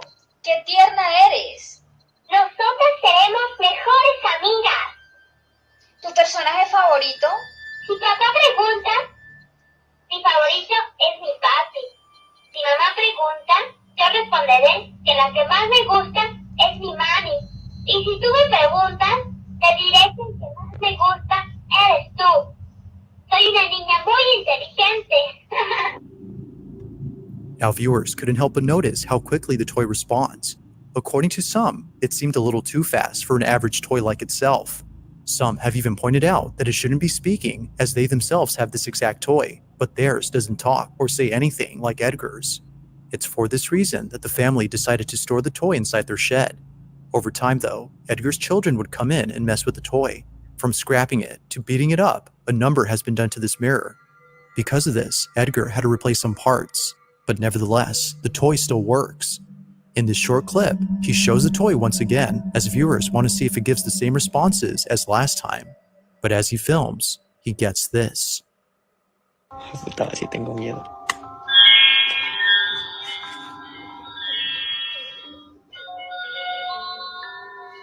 Hola, bienvenido al castillo de los sueños del espejo mágico. Hola. Hola, encantado de conocerte. Gracias, amigo. Me da gusto. Eres muy divertido. You're very fun. No, no tengo fiesta. ¿Tú tienes? No sé, cuando me levanté, te vi a ti. ¡Ay, vas y chingas a tu madre! Just like before, the toy talks back at the right time, as though responding like a real person. The fact that it also says responses different from before has convinced the family that it's unlike any other toy. They think that it might be cursed or haunted. Whatever the case might be, they don't want to mess with it and think it's best if they keep it away from their home. To this day, the family has yet to know what exactly is going on with this toy. As always, let me know your thoughts on this one. I'm gonna stop it. Okay, so that was that. What do you think of that one? Creepy, but I just don't buy it. Why don't you buy it? I just don't buy it in this one. Only because I Nice seen reading, one. I knew it was from it. I knew it was familiar. It says it sounds like Dora the Explorer. Well, I don't know. What if it I'm really going to say that, I'm going to say this though. I would never be one to just because I'm just literally putting my opinion on it. I'll say, well, I don't buy it, but I would never be the one to say something like that's not true, because you just can't say that, especially in this world. But I don't know why they didn't get rid of it. I think something's, there's too many things that point to that was manufactured by the family. That's the only reason why. There's too many things for me personally, but it's creepy nonetheless. I mean, well, I think we got his name in there. You can check out his TikTok channel. I'm sure people have all asked stuff of that. Yeah, it's one of those stories, like we always say, we need some background. Mm-hmm. You know, but I think it's creepy though. I just think it's, for the first part, it's kind of weird when a father would walk by his daughter's room and hear her talking to somebody else, would start recording on his phone outside the door instead of he didn't. He didn't record outside her door. That was his wife. What happened was he said a couple nights before. Was that a reenactment or something they were showing? No. A couple nights before, he heard his daughter having a full-blown conversation. The door was closed. So he said him and his wife decided to try it for themselves. So that's his wife speaking, talking to the mirror, and then they get freaked out and they throw it in the garage, and that's what they're talking about. The kids have beat the crap out of it and done whatever. So he admitted he had to buy a few different wires and stuff to get it working again, but it still works. And it's got a completely different conversation from when he asked the questions, where it's been out there for God knows how long, the mirror's filthy, to when him and his wife, after they had heard the kid. He didn't record the kid though. Oh, okay. I thought in the beginning he was talking about, that was like video of him recording the kid outside her door. I thought, why wouldn't you? If that was my daughter, the first thing I'm going to do is open that door and go, "Who are you talking to?" No, he wasn't recording her. They noticed it. So the wife and the husband want to try it out and see. And then my question is, if you're that freaked out, why do you put it in your garage? Why don't you just get rid of it? That was the other one too. If it was that bad, why would you not get rid of it? I don't know, but to stay on track of the video, very creepy. I mean, I think that would be very creepy to have a kid's toy talk back like that. Because I remember the Teddy Ruxpin. Remember Teddy Ruxpin when it first came out? I used to have a fear because one of my friends had one, and I would sit in the room alone with it, and I would just sit there and think to myself, I know if I ask you a question, you're going to give me the answer, and I don't want to know it. And I would just like not do it. So I was freaked out by Teddy Ruxpin. Well, Shannon said, did anyone else just hear that man's voice say something while Dave was talking? Dave is in his brand new house tonight, first night. And Kevin said he heard it too. So you never know.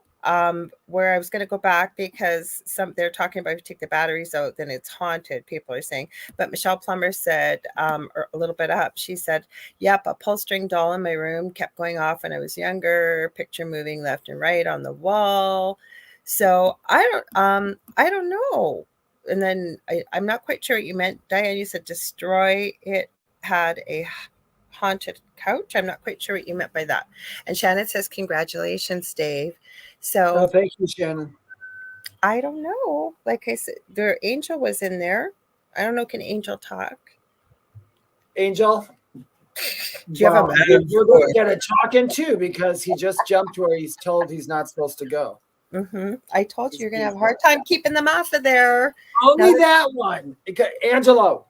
Now that they know they get Dad's attention that way. Yeah, you know who's right here too at the perfect time too. He's getting ready. It's getting to that time. You're a little early, Carmel. No, he's not. He didn't. I got something to jump up here yet. I think he's just getting prepared. He's sleeping at the top of the steps. Oh, Diane, that's crazy. She said I had a haunted antique leather couch that smelt of death at nighttime. Well, it was a leather couch. It was made from death. No, that is true. And that's an awful smell. I've smelt that smell before. Oh. And not working in my previous home. Oh, my puffalump is trying to strangle me up from behind.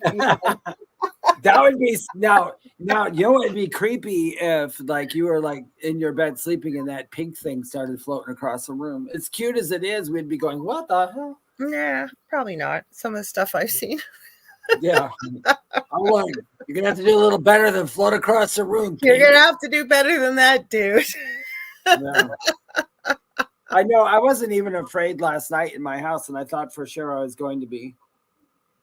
I had actually I forgot. Dave and I were talking about that we're just two big kids. I have toys. I'm sorry, I do. I get I got crap tons stuff of them too.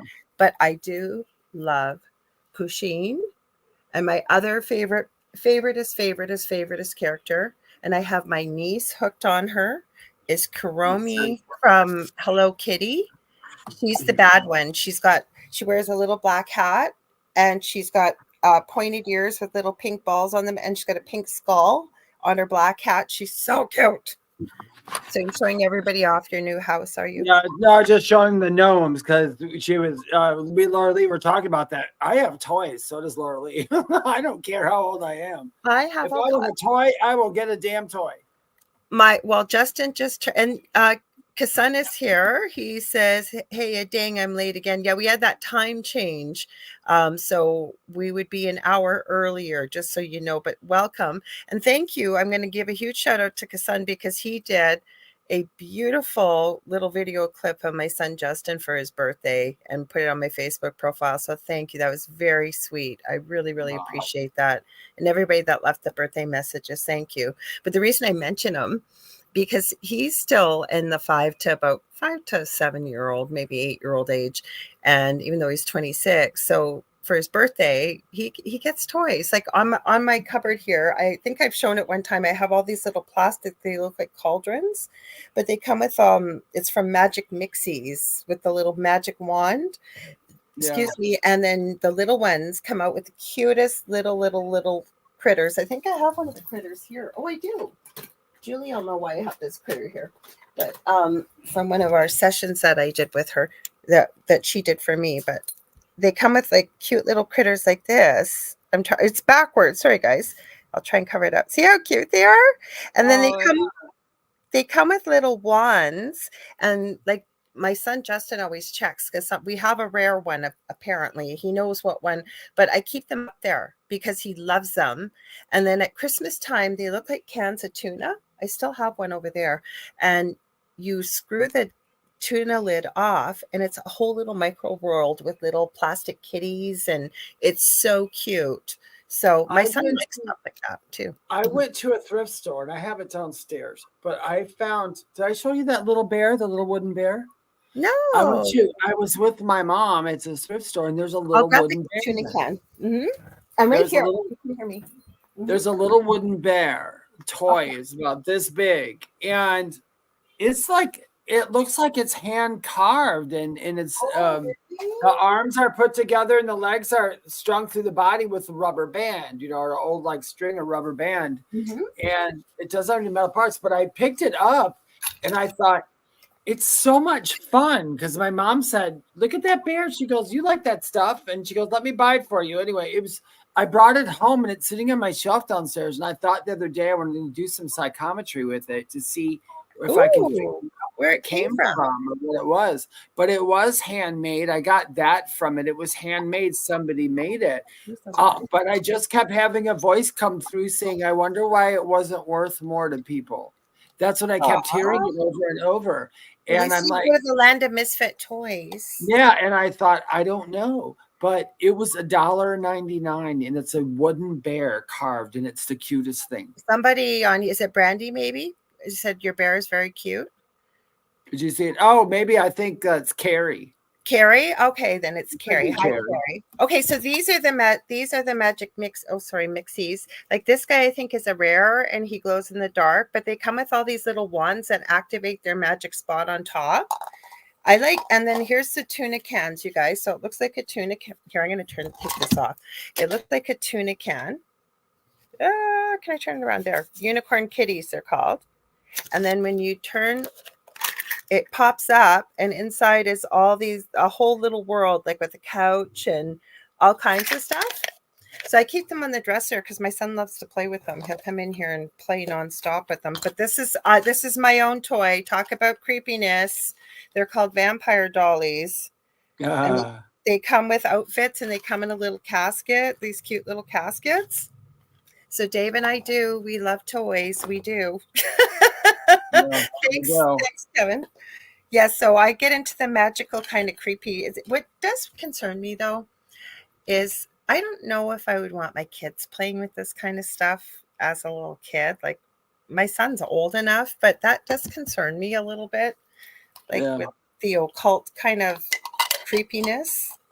I don't know. Yeah, I don't know. Well, if you taught him the right way. Yeah. Embracing your inner child. That's exactly it. Like these, I have a whole bunch of these. This one's a baseball one, and they come like with a stand. They're almost collectibles. Like this one comes with a hat. It was you. You scared me, little girl. My little Willow scared me. If you saw me, I just looked at my bed. I had to look twice. I'm like, I could have swore I have a white pillow that has these outlines of black birds and all that on them. And I could have swore I watched one of them move, and all of a sudden I watched Willow jump off the bed. So she must have been right in that perfect spot. Willow, your daughter has Asperger's, Diane? I didn't realize that. I'm not sure what you mean with dollhouses. You must have meant dollhouses. I love miniature anything. I have molds now because with the resin to make little mini things. And then my latest kick, I'm getting into sculpting and stuff, but polymer clay, I've had it for a long time. You bake it and it turns to plastic. And the biggest thing people are doing with 3D printers is printing little micro tiny clay cutters. So I've been getting all kinds of Halloween ones for the end of or beginning of October. And you can make like earrings and jewelry and all kinds of stuff. So I like micro anything small and little. I like to. I think that'd be cool for Halloween to have little axes for earrings.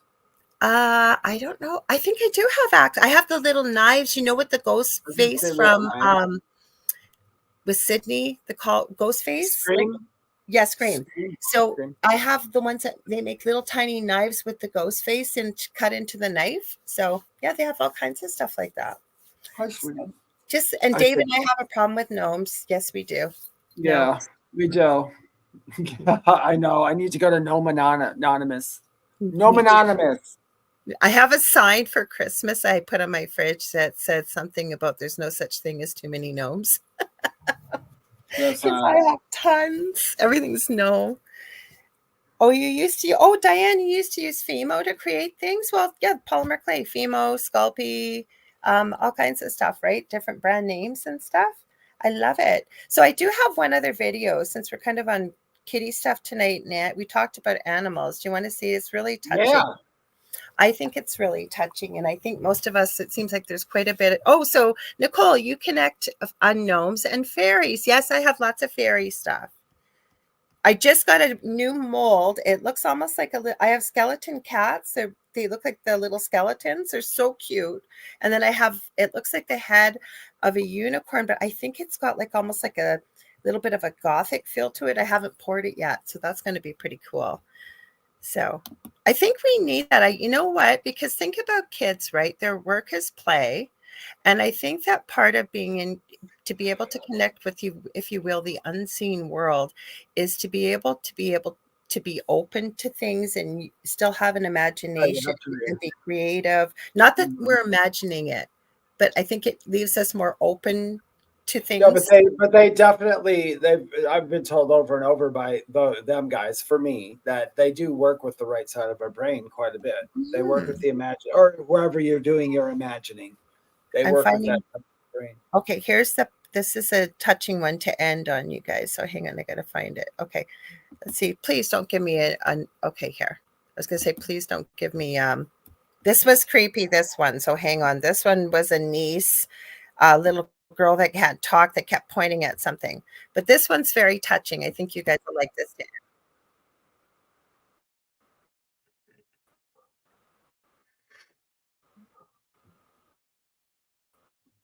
Wow, that was really touching.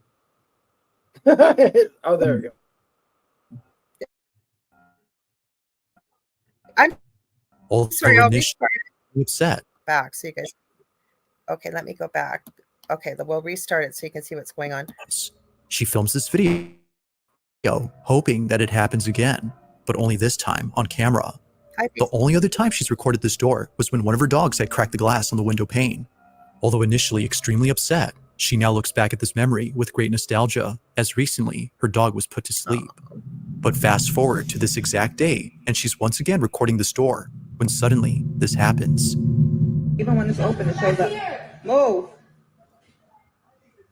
Can you move? She's taking a video. It's coming back. Might be hard to see, but focus at the bottom of the glass on the door.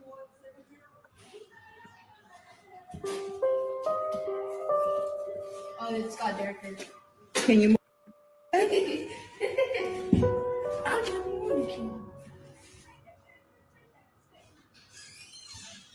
it moves spots. It's not in the middle. It's like in this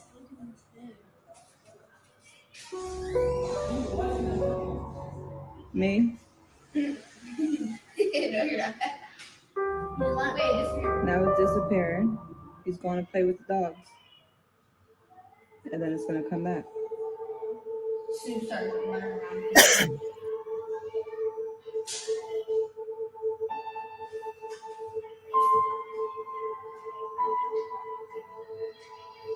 It's coming back. Yeah. That's crazy. No, because when I'm looking at it, I can see a face a little bit. Looking closely, a distinct outline can be made out. What looks to be the silhouette of a dog can be seen on the glass. It appears out of nowhere and stays in place as though waiting to be let inside. But it's only there momentarily before seemingly fading away. The family no doubt believes that this was the spirit of their belated dog who was sadly put down. Although deeply saddened, they're happy to know that their presence is still here.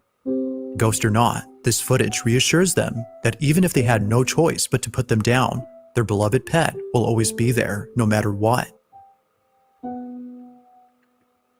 Isn't that a sweet story? Mm-hmm. I always tell people, if you ever have a pet that goes and you saw something like that, whether anybody else believes it or not, it doesn't matter. As long as you believe it and it did something positive for you, I think that is good.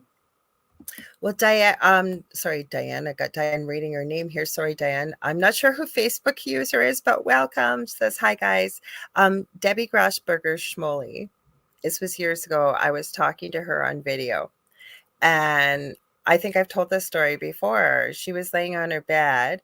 And I said to her, did you have a cat that used to sit on the pillow right next to you? She goes, oh, yeah, that was my cat, Boo. She passed away a year ago or so. I said, well, that cat is there. She's flicking her tail, and now she's grooming herself. She just looked at you when you said her name. And she goes, can you take a picture of the screen? Take a picture of the screen. So I did, and I sent them to her. She has them. And she says now that she's looked at them many times, she can now see her other cat that had passed away a couple of years previous to that, both in those pictures. So, yeah, my pets for years, the ones who have left, literally all I have to do, and this is all anybody has to do, but I just think of them and call on them, and I'll get a sign. Mm-hmm. So well, I agree with you, Julie. Julie says that our pets are with us after they pass. They are. I mean, for anybody, from a medium point of view, from animal communicator point of view, from anybody point of view, their energy is exactly like ours. They do not go someplace else and disappear. They are always with you. I thought it was a nice story to end with. It's a great story. Mm-hmm. And they could see it too, because sometimes we can't see spirit with our eyes, but they could see it. And it was so nice they caught it on video, I thought. Yeah. Mm-hmm. My mom just said, well, I told you, my mom lost her dog February 4th. She died of liver cancer. My mom, about a week or two later, called me up and said, David, I was in the bathroom and I looked at my bed and there was my doggie. There was Miley. And Miley, yeah. Miley came for a visit? Yeah, for my mom. Yeah. Because she told my dad, and my dad said, oh, you're just imagining things, Joyce. So, of course, she called me, and I told her straight out, it doesn't matter whether you're imagining it or not, because it's going to come through for you. Maybe nobody else could see it, but it's going to come through for you, and because that's what matters. Justin's cat Mocha passed away very unexpectedly, and the night she passed away, or the night of, she had passed away early in the morning, and we could hear her. And she used to sleep on Justin's bed in her old house, and for months you'd see the bed go down when I tuck him in at night, where she used to sleep. So yeah, they stay with us. Like Kevin says, now we got to get out of here, guys. Sorry, but we're out of time. Kevin says, I still see my cats that passed away. Even their jingle toys will go rolling by, and my now cats will interact with these moving toys and play with, and they said, and that was a sweet video. They use cat balls a lot in paranormal investigation now, a lot. So what I'm going to say first, and then pass over to Dave to tell him how to get a hold of you guys. If you're enjoying what you're seeing, please stay tuned. Coming up next are the wonderful Michelle DeRoche and Amelia Pisano. I think it was today or yesterday. It's also Amelia Pisano's birthday, you guys. So stay tuned for the second night of the Outer Realm, which is coming up next. And Dave, want to tell them where to find you? Yes, if you're interested in knowing more about me or would like a reading or see what kind of things I offer, you can go to my website, thewhisperedme.com. It's the only way to get a reading from me, because I never, ever direct message people to solicit readings. Those are people who are faking me. Same for Lorilei. If you would like to watch me on Instagram or TikTok, it's at Medium David Hanzel. Remember, I've got a lot of imposters there too. And there's a choo-choo train coming. So of course. I'll let okay, there we go. I also have a Facebook group called The Spirit Experience and a YouTube channel called The Spirit Experience, where we also broadcast this. Take it away, Lorilei. Okay, don't forget. And Howie reminded us, thank you, Howie. David and I are going to be joining Howie and his co-host, Rhonda. She's an absolute sweetheart, too. Both of them are on the Orion Effect on Sunday night, 7 p.m. to 9 p.m. Eastern Standard Time. You can find us on Facebook and YouTube under... Howie, you'll have to put that in. It's in Riff Nation Network, isn't it? That's how they'll find it and watch it. Because Howie posts all kinds of stuff. He already has. And thank you. Great banner you did. If you ever want to get a hold of me to book a reading, I do mentoring and teaching. I also do energy healing, crystal Reiki, Akashic Records. Get a hold of me on Facebook.com/Angel Rock. You can get a hold of me also on any social media platform you can think of, because I have an account on them. Also, I have 2 groups on Facebook: Paranormal University for all things paranormal, Angel Rocker Tribe for all things spiritual. Don't forget to join David and I's group, The Thing at the Foot of the Bed, with Lorilei Potvin and David Hanzel. And poor Carmel's waiting for his TREAT. And by the time we get 200 people, we're almost up to 100, you guys. When we get 200, David and I are going to start going live in there to do free 1-question readings randomly with each other and answer questions. But please join us if you've got any pictures or ideas or videos, ideas for the shows, things you want us to talk about, whatever it may be. Go ahead and join us. You can post stuff in there. We try to post the links. Thank you to everybody that helped try and post the links tonight. That already, so I won't have so many to post in the group that what we looked at. I want to thank you all for being here. Don't forget to tune into the Angel Rock on Monday night, 6 to 8 p.m. Eastern Standard Time. I forget who's coming on. It's not April 1st yet. I know who's coming April 1st. It's the return of the girls that we had in January. My very close friends, Debbie A. Anderson and Leanne Clark. You guys were asking for them to come back. So they're coming back finally April 1st, but I can't remember who's coming next Monday. Stay tuned for the Outer Realm, you guys. Otherwise, we'll see you same time, same space. Stay spooky. Right, Dave? Yeah, very spooky. And we'll try to go out on this. 1, 2, 3. What's at the foot of your bed? Oh, we were almost there. Almost. We almost got it. Close. We were close. All right, our Love little thingies. Go have a good spooky day. Yeah, we'll see you next week. Love y'all. Thanks for being here.